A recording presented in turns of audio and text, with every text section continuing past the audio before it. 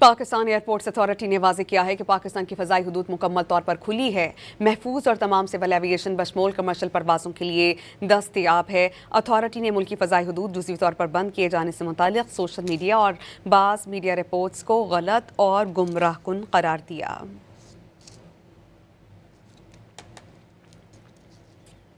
Pakistan airports authority نے واضح کیا ہے کہ پاکستان کی فضائی حدود مکمل طور پر کھلی ہے، محفوظ اور تمام سول ایویشن بشمول کمرشل پروازوں کے لیے دستیاب ہے۔ اتھارٹی نے ملکی فضائی حدود جزوی طور پر بند کیے جانے سے متعلق سوشل میڈیا اور بعض میڈیا رپورٹس کو غلط اور گمراہ کن قرار دیا۔